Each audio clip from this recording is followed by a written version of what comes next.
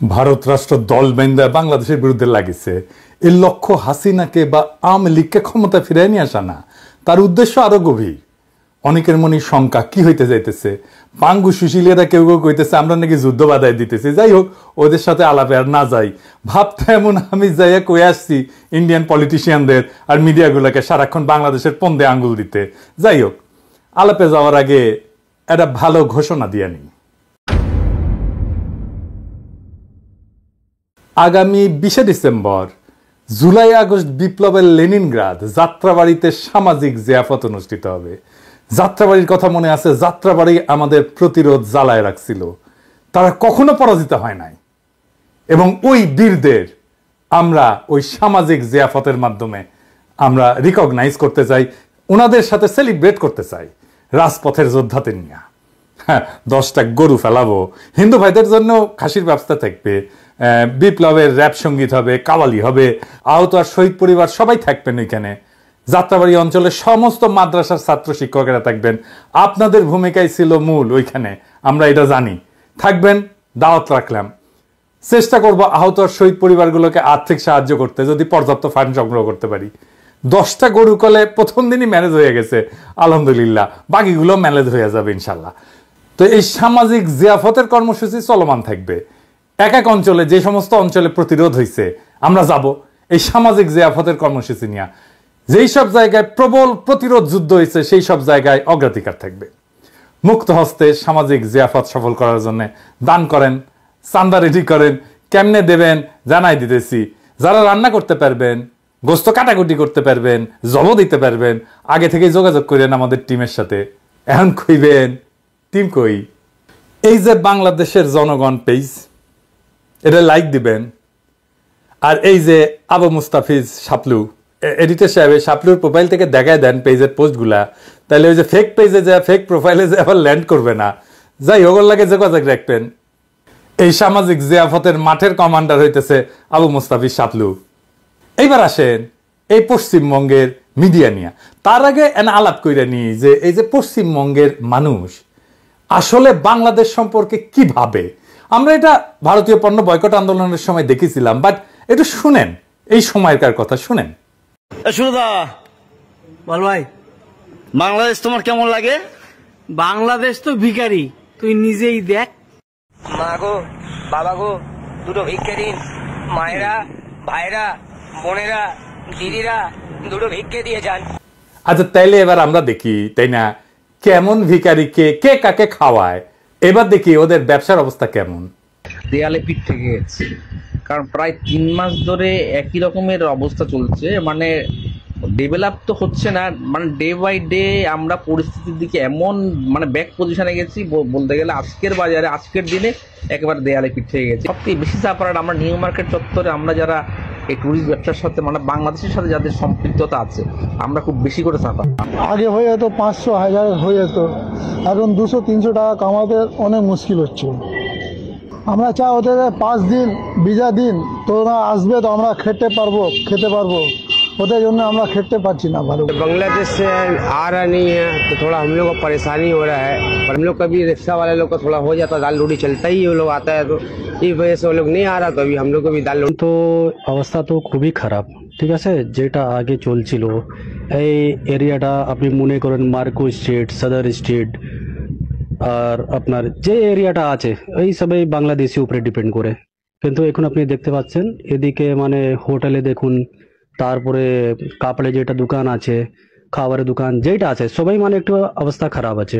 এটা আপনার টোটালি মানে বাংলাদেশি উপরে ডিপেন্ড করছে, তাহলে একটু অবস্থা খারাপ আছে, এই জন্য বাংলাদেশি না আছে। ব্যবসা ক্ষতি হচ্ছে 70 থেকে 80%, 70 থেকে 80% ক্ষতি হচ্ছে গত 4 মাস থেকে। তখন থেকে এখানে সমস্যা, এখানে একদম কাজ নেই। প্রত্যেক দোকান, হোটেল, যে খাবার দাবার দোকান আছে, সব বরাবর ক্ষতি হয়ে গেছে। সমস্যা তো অনেক আছে। আমাদের যতগুলো রুম আছে 90% তো ইনভ্যালিড, মতলব ভেকেন্ট নেই, খালি আছে। 10% out of 100%, only 10% we are providing the business. আর এটা দেখেন কি অবস্থা, ওদের হোটেলগুলোর অবস্থা কি সেটা দেখেন। তো মানে মার্কেট স্ট্রিটের ব্যবসাও একদম বসে গেছে, ব্যবসা শেষ, পুরো শেষ। মার্কেট স্ট্রিটের যত ব্যবসা সব শেষ। হোটেল বলেন, ট্রাভেলস বলেন, এই রোডে চলার রাস্তা জায়গা পাওয়া যায় না। এখন দেখছেন পুরো ফাঁকা, মানে একটা লোক দেখা যাচ্ছে না। এর থেকে আরো বেলা হবে দেখবে, এখন তো একটা দুটো বাস আছে, কিছু বাস আছে, লোক আছে, তারপরে তো আরো কিছু দেখা যাবে না। সন্ধ্যাবেলা একবার এসে দেখেন মনে হচ্ছে একদম শুনশান, একদম মানে কবরস্থান হয়ে গেছে। বাংলাদেশ থেকে কত লোকজন আসছে তাও এখন?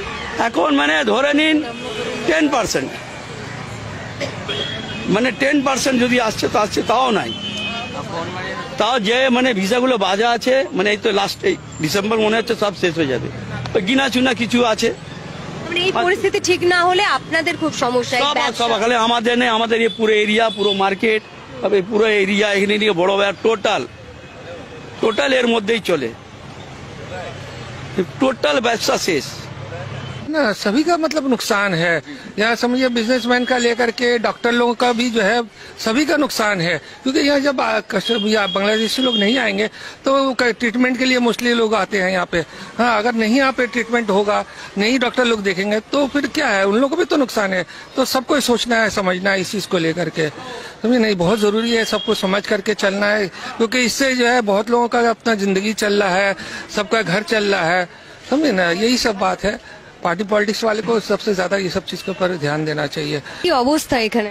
এখন ব্যবসা অনেক অবস্থা খারাপ। বাংলাদেশে ইন্ডিয়ানে এই যে ঝামেলা সৃষ্টি, এদের মধ্যে নিজেদের মধ্যে যদি কিছু মেনে নিতে পারতে অনেক ভালো হয়, সবারই একটা সুবিধা হয়। সবাই তো লস হচ্ছে, দুপক্ষ সরকারই তো লস, এই পক্ষ সরকার লস, ওই পক্ষ সরকার লস।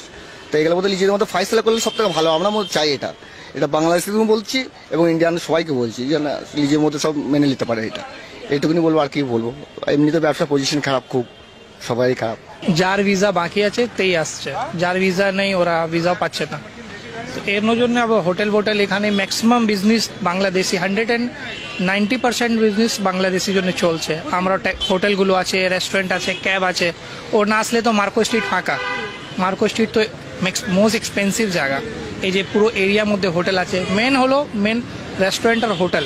তারপরে আমরা ক্যাব ড্রাইভার, ক্যাবের জন্য সমস্যা তো হবেই হবে। এই জন্য ব্যবসা চলছে না, ব্যবসা তো অটোমেটিকলি না আসলে কি করে চলবে। জয় বাংলা হয়ে গেছে ওদের ব্যবসা। আমি ভারতীয় পণ্য বয়কট আন্দোলনের টাইমে পশ্চিমবঙ্গবাসীদের সতর্ক করেছিলাম। দেখেন আমি পড়তেছি, পুরাটা না, শেষ অংশ ওই সময় লিখেছিলাম। এটা লিখেছিলাম তখন যখন আমাদের ভারতীয় পণ্য বয়কটের বিরুদ্ধে পশ্চিমবাংলার একাংশ কোমর বাইন্দা নামিছিল।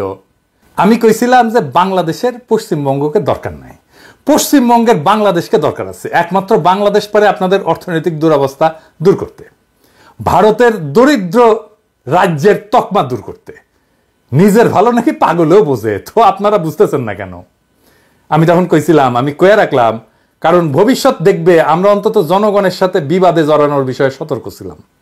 আমি আবারও বলতেছি, আমাদের থামাইতে পারবেন না, কোনোভাবে চেষ্টা করে থামাইতে পারবেন না, দমাইতে পারবেন না, বৃথা চেষ্টা কইরেন না। আর ঘৃণার চাষাবাদ করতে চাইলে স্বাগতম, ওইটাও আমাদের চাইতে ভালো পারবেন না। চয়েস আপনার, বাইসা নেন। একটা সুস্থ স্বাভাবিক নাগরিকের সাথে নাগরিকের সম্পর্ক, নাকি চিরস্থায়ী ঘৃণা আর শত্রুতার সম্পর্ক? আমাদেরকে কি দৃষ্টিতে দেখে আপনি দেখেন? আমরা নাকি ভিখারি? বেটা, তোদের পার ক্যাপিটা আয় কোন জায়গায় জানিস তোরা? যাই হোক, ভারত শোনে নাই আমার সেই সতর্কবার্তা, এখনো এই কাম চালায় যাইতেছে। কিভাবে বাংলাদেশ থেকে যাওয়া মানুষজনকে ফুসলায়, উল্টাপাল্টা বুঝায়, বাংলাদেশের বিরুদ্ধে কথা বলাইতেছে। দেখেন, শুনেন। নড়াইল জেলায় থাকি, আমার নাম কুকুরানী বিশ্বাস। আমাদের পুজো অর্চনা করার কায়দা নেই, উলুধ্বনি দেওয়ার কায়দা নেই, শঙ্খ বাজানোর কায়দা নেই, ঢাক ঢোল বাজানোর সঙ্গে সঙ্গে আসে প্রতিবাদ বলে যে বন্ধ করো। এরকম কোনো জিনিস ঘটেনি, এবং আমার এই গ্রামে মনে হয় 500 ঘর মুসলমান আছে, আর আমরা মাত্র 30 ঘর আছি। আমরা কোনো সময় কোনো সমস্যার মধ্যে নেই। আমরা কোনো অত্যাচারে খুব আমরা ভালো আছি। হিন্দু মুসলিম আমরা খুব নিজের ভাইয়ের মতো নাই আমরা বসত করতেছি। ভারতে যে সব বলেছে আমাদের বুড়ামারা গ্রামে এটা মোটে নাই। মা যে কথাটা বলছে আসলে এটা খুবই দুঃখজনক, এবং এটা ইন্ডিয়ার যে মিডিয়া ছিল আমার যা ধারণা ওদের একটা চক্রান্ত, ঠিক আছে, যে কারণে আজকে এই মা আছে শিকার হয়েছেন।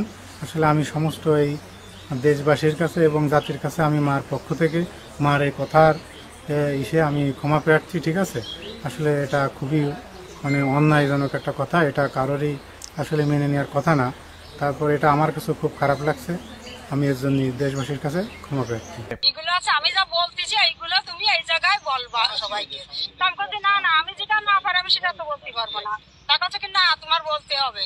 তারপরে আমাকে বলতেছে এই বলি এই কাজগুলো করো করে ব্যাগটা আমার কাছে কাছে দিয়ে বলতেছে যে ব্যাগটা কাকে নাও নিয়ে এরকম বলি দাঁড়াবো এই ব্যাগটা লুকাও এই পার্স আছে এই যে পার্স এই পার্সটা এই জায়গায় রাখো আর চারিপাশে পুলিশ টুলিশ রয়েছে তারপরে সাংবাদিকরা রয়েছে একদম আমার সামনে মুখের পরে দিয়ে সমস্ত মিছে কথা বানায় বানায় আমাকে বলতেছে এইগুলো তো বলতে হবে পাশে এইরকম পাশে সবাই এরকম পাশে রয়েছে এই পাশে রয়েছে এই পাশে রয়েছে আর ওই ভয় দেখাচ্ছে আর বলতেছে কি যে এই কথাগুলো বলো আমি কাছে কি না আমার যে সমস্ত যা কোনোদিন হয়নি তা আমি বলতে পারবো না তাই বলে বলতেছে কি না তুমি এই কথাগুলো বলো মাসিমা তুমি এই কথাগুলো বলো আমাকে বারবার এইগুলো বলতেছে।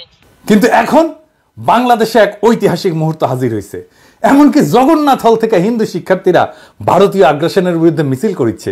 জুলাই আগস্ট বিপ্লব বাংলাদেশকে বদলে দিছে। এই পাটাতনের উপরে দাঁড়ায় আমরা ভবিষ্যতের বাংলাদেশ নির্মাণ করব। বাংলাদেশের হিন্দু মুসলমান বৌদ্ধ খ্রিস্টান এক প্রাণ হইয়া স্বাধীনতা সার্বভৌমত্ব রক্ষা করব। জগন্নাথ হলের হিন্দু শিক্ষার্থীদের আমার অভিনন্দন এবং শুভকামনা জানাই। আবার দেখেন বিজন কান্তি সরকার, উনি হচ্ছেন হিন্দু বৌদ্ধ খ্রিস্টান কল্যাণ ফ্রন্টের চেয়ারম্যান। উনি কি বলতেছে দেখেন ইন্ডিয়ার শয়তানি নিয়ে। কিন্তু আসলে ভারত কোনো সাহায্য করে না। আমরা মনে করি যে ভারত যদি এই মায়া কান্নাটা না করে তাহলে আমরা ভালো থাকবো। তাদের খুব ভালো লাগে না আওয়ামী লীগের পতনটা, বরং আওয়ামী লীগ হিন্দুদের মন্দির ভাঙে, মন্দিরে কোরআন শরীফ রাখে, গোলমাল লাগায় এই আশায় যে মানুষ মনে করবে জামাত বিএনপিরা এটা করতেছে। আমরা এই আবেদন বিশ্ব সম্প্রদায়ের কাছে অবশ্যই আমাদের আছে, কিন্তু আমাদের নেইবার তো ভারত এবং আমাদের ভারতের সাথে একটা সম্পর্ক আছে। কারণ আমাদের দেশের অনেক মুসলমান ভারত থেকে এসছে, অনেক হিন্দুদের আত্মীয় স্বজন ভারতে আছে। প্রতিনিয়তই ভারত বাংলাদেশের এই যে অবস্থাটা এটা আমরা ভুলতে পারি না। এবং হিন্দুরা মনে করে যে আমরা যদি অসুবিধায় পড়ি এই আওয়ামী লীগ এটা চালু করে যে ভারত আমাদের সাথে আছে, তোমরা যদি অসুবিধায় পড়ো ভারত তোমাদের সাহায্য করবে। তবে একটা বিষয় আমরা একটু স্বীকার করি, ভারতের মিডিয়াতে শুধুই বাংলাদেশ বিরোধিতা এটা সত্য না, সর্বাংশে সত্য না। আজকে আমরা ভারতের মিডিয়াতে একটা ভিন্ন বয়ান দেখব, শুনেন। গত 15 বছর ধরে শেখ হাসিনার সরকার এক স্বৈরতন্ত্রকে দেশের ওপরে চাপিয়ে দিয়েছিল। দেশের মানুষদের ভোটাধিকার ছিল না। দেশের প্রধান বিরোধী দলগুলোকে বাদ দিয়েই নির্বাচন হতো, আর সেই নির্বাচনে জিতে হাসিনা প্রধানমন্ত্রী হতেন। আচ্ছা, তখন ভারতবর্ষের কেউ কোনো রাষ্ট্রপ্রধান বাংলাদেশের দূতাবাসে ঢুকে হামলা করেছিলেন, দেশের গণতন্ত্র ফেরানোর কথা বলেছিলেন? আজ ইসকনের 2-1 সন্ন্যাসীদের গ্রেপ্তার নিয়ে যারা এত উদ্বেগ, এত প্রতিক্রিয়া দিচ্ছেন, আন্দোলন করছেন, রাগে ফেটে পড়ছেন, তারা একবারও একটা কথাও বলেছিলেন? যখন জামাতের প্রধান আমিরকে কোনো রকম আত্মপক্ষ সমর্থনের সুযোগ না দিয়েই জেলে পুরে দেওয়া হয়েছিল, তাও আবার সেই জেলে যার হদিশ কেউই জানতো না। এইরকম একটা অবস্থায় আমরা খুবই হতাশ হয়েছি যখন মমতা ব্যানার্জি বাংলাদেশে জাতিসংঘের শান্তি সেনা পাঠানোর দাবি করছে। এটা মমতার জন্য পলিটিক্যাল হারিকিরি হবে। আপনারা জানেন আমি মমতা ব্যানার্জিকে অত্যন্ত পছন্দ করতাম, কিন্তু মমতা জানেন কিনা জানি না, উনার যেটা মুসলমান ভোট ব্যাংক যার জন্য উনি ক্ষমতায় আসতে পারছেন সেটা প্রো বাংলাদেশি। বাংলাদেশের সাথে পাঙ্গা নিতে গেলে তার মুসলমান ভোটাররা মুখ ফেরায় নেবে, ওর ভোটাররাই মুখ ফেরায় নেবে। এমনিতেই কলকাতা সুশীল শ্রেণীর ডাক্তার মেয়েটার যে মৃত্যু নিয়ে সেটা আছে, আর বাংলাদেশ নির্ভর বিজনেসের যা অবস্থা, তাতে শুধু মমতা না পুরা ভারত নাকে খত দিয়া বাংলাদেশের সাথে সম্পর্ক উন্নত করতে আগে আসবে। খালি ওয়েট করেন কয়েকদিন। তো এই শয়তানিটা কেন করতেছে ইন্ডিয়ান মিডিয়া আর পলিটিশিয়ানরা? আসেন এটা একটু বুঝে দেখি। ভারতের জন্য বাংলাদেশ ছিল একটা দুধের গাই, খালি দুয়াইতো দুধ, দুয়াইতো আর খাইতো। ভারতের পত্রিকাতে আসিছিল যে বাংলাদেশ থেকে ইন্ডিয়া যে রেমিটেন্স পায় সেটা চতুর্থ। যে দেখেন ইউএই মানে ইউনাইটেড আরব আমিরাত সেটা 1 নাম্বার, আমেরিকা 2 নাম্বার, সৌদি আরব 3 নাম্বার, আর বাংলাদেশ 4 নাম্বার। আপনি চিন্তা করতে পারেন একটা দরিদ্র ক্ষুদ্র প্রতিবেশীতে কি মজা। এটা তো শুধু চাকরি না, বাংলাদেশের সমস্ত ব্যবসা, আলু পেঁয়াজ বিদ্যুৎ আইটি সব জায়গায় আমরা খুঁজতে খুঁজতে দেখি কি যে নামে ফরাসি কোম্পানি কাজ করতেছে ইন্ডিয়ান কোম্পানি। যে আমাদের ন্যাশনাল আইডি আছে না, এটা প্রিন্টিং, এইটা আবার 3 কোটি আইডির কার্ডের প্রিন্টিং এর কাজ হবে। এইটা খুঁজে খুঁজে দেখলাম এটা ফ্রান্সের সেলফ কোম্পানি এই কাজটা করে আর কি।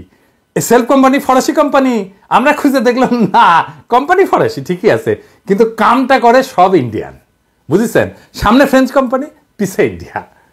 অথচ বাংলাদেশে অনেক কোম্পানি আছে, ন্যাশনাল আইডি কার্ডের মতো কার্ড মেলা তারা ছাপাইতে পারে অনেক কম দামে, অনেক যোগ্য। একটা কোম্পানি না, মেলা কোম্পানি আছে। মেট্রো রেলের ডিসপ্লেতে দেখেছেন না হিন্দি লেখা, নানা ওয়েবসাইটে টাকার বদলে রুপি লেখা, এগুলো দেখেছেন না? কারা করতো? ইন্ডিয়ানরা করতো। আমরা ভারতীয় পণ্য বয়কট আন্দোলনে যা বুঝলাম যে ইন্ডিয়া থেকে পেঁয়াজ আনার দরকারই নাই, তাও এমন একটা ধারণা তৈরি করা হয়েছে যে ইন্ডিয়ান পেঁয়াজ ছাড়া আমাদের খাওয়া হয় না। আদানিকে দেওয়া হইলো এমন বিদ্যুতের একতরফা কন্ট্রাক্ট যেটা আবার পায়রাকে দেওয়া হয় না। দেখেন কয়লার দাম বেশি, তার সাথে 15% সুদ যেটা পায়রাতে নাই, আবার ইউনিট প্রতি কয়লার খরচাও বেশি। ইন্ডিয়ানদের ধারণা ওদের সাহায্য ছাড়া বাংলাদেশ টিকে থাকতে পারবে না, উল্টা বাংলাদেশ ছাড়া ইন্ডিয়া টিকে থাকতে পারবে না, না খেয়ে মরবে। দেখেন না, দেখিচ্ছেন না, কান্নাকাটি শুরু হয়ে গেছে। তো এইটার জন্য কি করতে হবে? এই যে মধু পাইছিল, কি করতে হবে? হাসিনা ক্ষমতায় রাখো, কিছুই করতে হবে না। হাসিনা মাইরা কাইটা সাফা করে ফেলবে দেশের মানুষকে, তার বিরুদ্ধে যত রাজনৈতিক লড়াই হবে সারা দুনিয়া বলবে এরা জঙ্গি, এরা ইসলামী মৌলবাদী। এটা কাজ করতেছিল। কেন করতেছিল কয়া দিই, যদি ভুলে না যায়, কারণ পরিবর্তিত পরিস্থিতিতে জ্বালাই করে নেওয়া দরকার। আমেরিকা বুশের আমলে মুসলমানদের বিরুদ্ধে নিছিল একটা পলিসি, সন্ত্রাসের বিরুদ্ধে অনন্ত যুদ্ধের পরিকল্পনা, মানে সারা দুনিয়া মুসলমান পিটাবে। এইটা সে সারা দুনিয়া ছড়ায়। ইন্ডিয়া কয় আরে আমরা তো সেই 47 সাল থেকে কাশ্মীরে ইসলামী জঙ্গিদের বিরুদ্ধে ফাইট দিতেছি, হামাক নাও, আমি মারিচ্ছি মুসলমানদের। হাসিনা কয় আরে আমরা তো সেই 1971 সাল থেকে এই জঙ্গিদের বিরুদ্ধে ফাইট করিচ্ছি, হামাক নাও। এই যে দেখো না জামাত, ওই তো জঙ্গি। আমেরিকা কয় আসো, তুমি আসো, তাই তুমি তো ছোট, তোমার বড় ভাই ইন্ডিয়া দেখবে তোমাকে, ওর কথা মতো চইল, আমার তো এত টাইম নাই।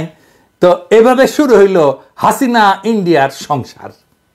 প্রথম ভাতারা ছিল কংগ্রেস, তারপর কংগ্রেস ক্ষমতার থেকে পাশায় লাথি দিয়া মোদি হটায় দিল, হাসিনা তালাক হইল।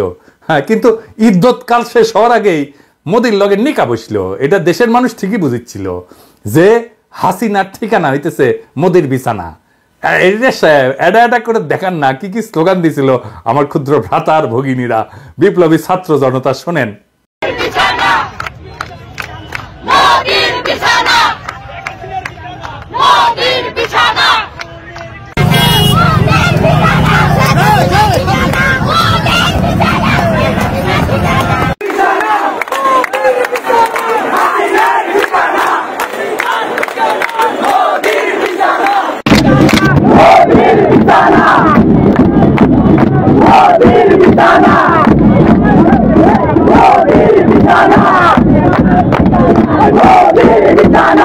এই যে বাংলাদেশকে লুইটে নেওয়ার সুযোগ, হাসিনার পতনে হাতছাড়া হয়ে যাওয়ার সম্ভাবনায় তারা উন্মাদ হয়ে গেছে। আমি কিন্তু কইতেছি সম্ভাবনা, এখনো হাতছাড়া হয়নি। তারা জানে হাসিনা বা হাসিনার দলকে ফিরাইতে পারবে না ক্ষমতায়। তাহলে তারা কি চায় এটা বুঝলে আপনি ভারতের পুরা স্ট্র্যাটেজি বুঝবেন। কি সেটা? আসেন সেটা দেখি। বাংলাদেশে ভারতের স্ট্র্যাটেজিক অ্যাসেট কি, মানে যেগুলো দিয়ে ভারত খেলে আর কি। বাংলাদেশে কি আওয়ামী লীগ তো বটেই, শুধু কি আওয়ামী লীগ, প্রথম আলো, ডেলি স্টার, সিপিবি, উদিসি, ছায়ানট, মোস্তফা সরোয়ার ফারুকি, আসিফ নজরুল, টিআইবি। দেখেন এমন কি বিএনপির মধ্যেও তার স্ট্র্যাটেজিক অ্যাসেট আছে। বিএনপির মধ্যে ইন্ডিয়ার লোক আছে। বিএনপি 11 আগস্টে বলছে ক্ষমতায় গেলে ভারতের সাথে সম্পর্ক ভালো রাখবে। দেখেছেন 2 ডিসেম্বর তারিখে বলছে মেজর হাফিজ কয়েকদিন আগে ভারতের সাথে বিএনপি সুসম্পর্ক চায়। আবার দেখেন 27 সেপ্টেম্বর বলছে বিএনপি ভারতের সাথে সম্পর্কের বরফ গলতে শুরু করছে। তো বরফ গলা শুরু করেছিল কখন?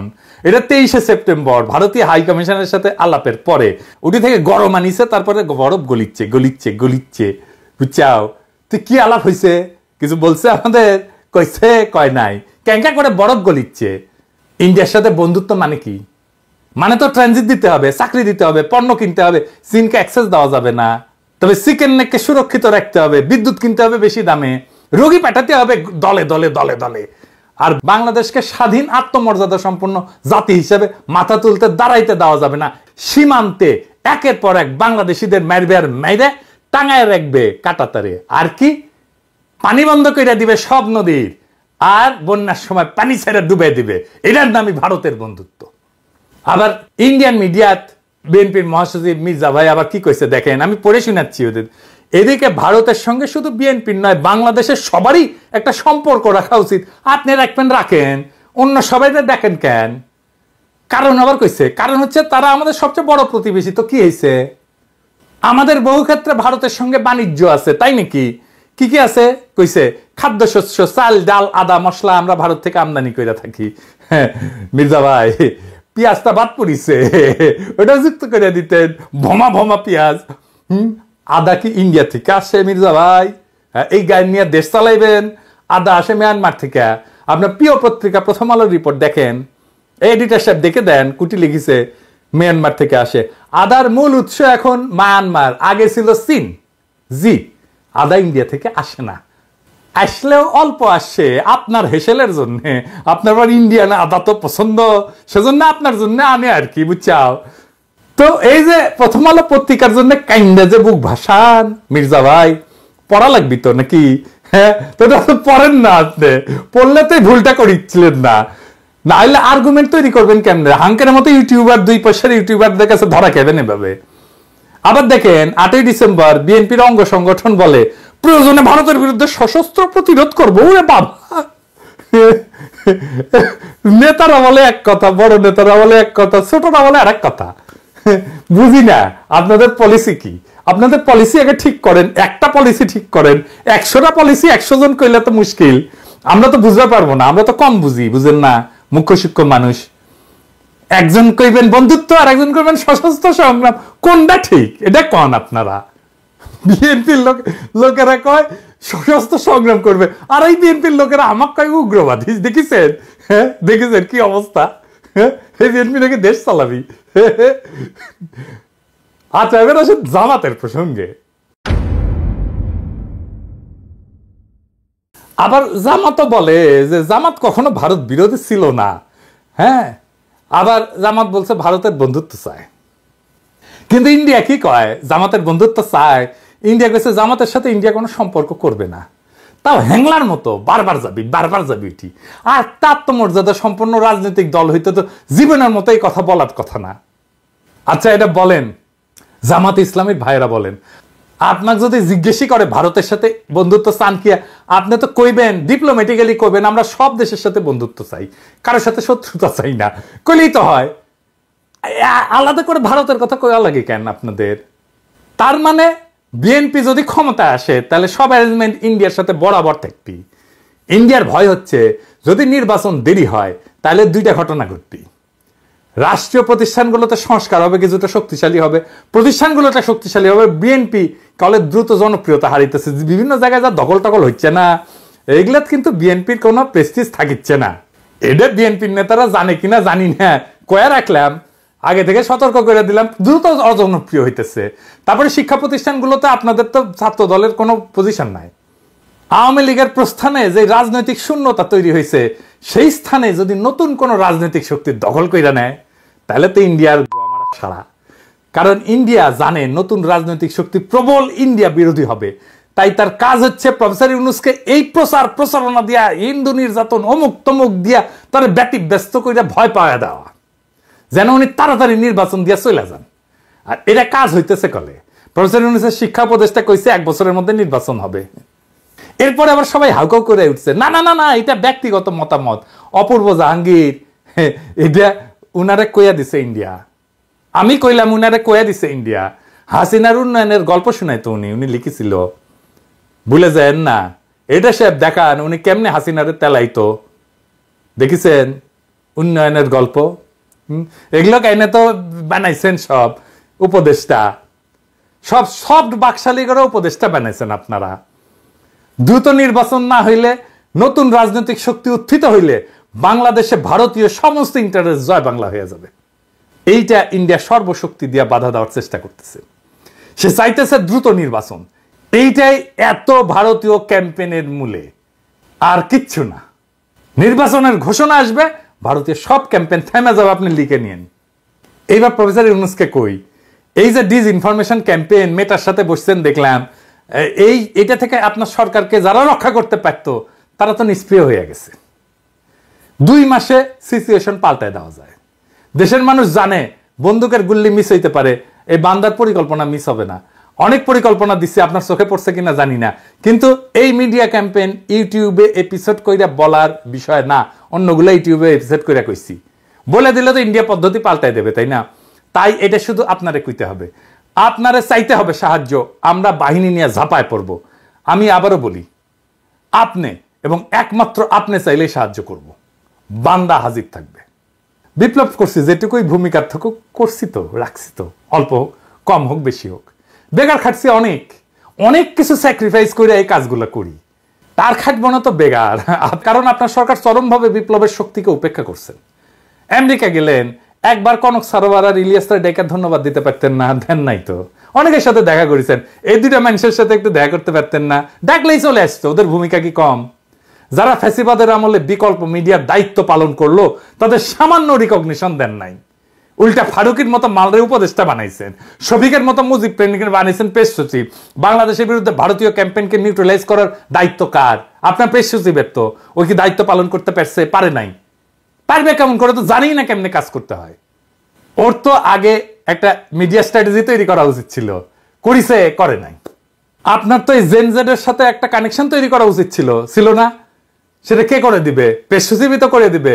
প্রেস রিলিজ দেওয়া কি মিডিয়া স্ট্র্যাটেজি নাকি? আর ওই যে সাংবাদিকদের সাথে কথা বলা, এটা মিডিয়া স্ট্র্যাটেজি নাকি? এটা তো না, মিডিয়া স্ট্র্যাটেজি অন্য জিনিস। ওই জানেই না ক্যাঙ্কা করে মিডিয়া স্ট্র্যাটেজি তৈরি করা লাগে। আমি আর একটা এপিসোড করবো নি ওই মিডিয়া স্ট্র্যাটেজি ক্যাঙ্কা করে তৈরি করতে হয়, কি কি মিডিয়া স্ট্র্যাটেজি করা যেতে পারতো, করুম নি আর একটা পরে। তবে আপনি এই ইন্ডিয়ান ডিসইনফরমেশন এটারে ফাইট দেওয়ার জন্য যা যা করা দরকার আমরা 2 মাসে আপনার পরিস্থিতি চেঞ্জ করে দেব, কথা দিলাম। আওয়াজ দিবেন, আমরা আসবো। কন্ডিশন একটাই, আপনাকে প্রফেসর ইউনূস আপনাকে সাহায্য চাইতে হবে। সাহায্য না নিলে অসুবিধা নাই, জাতি জানলো আমরা তৈরি ছিলাম। নিজের কাছেও পরিষ্কার থাকবো, আমরা আমাদের কর্তব্য বিস্তৃত হই নাই। পরিকল্পনা তৈরি আছে, আপনার কাছের লোক আমাদের কাছে চাইছে, তৈরি করে রেখে দিছি, কিন্তু আপনাকে চাইতে হবে। না চাইলে দেব না। আপনি না চাইলে ওই পরিকল্পনা কাগজেই থাকবে, ওটা বাস্তবায়িত হবে না। আপনি চান, পরিকল্পনা বাস্তবায়িত হবে। এরপরে দেখবেন বিপ্লবকে কিভাবে রক্ষা করতে হয়, ইন্ডিয়ারে কিভাবে দৌড়ের উপরে রাখতে হয়, ওই কাম আমরা খুব ভালো পারি। ইনকিলাব জিন্দাবাদ।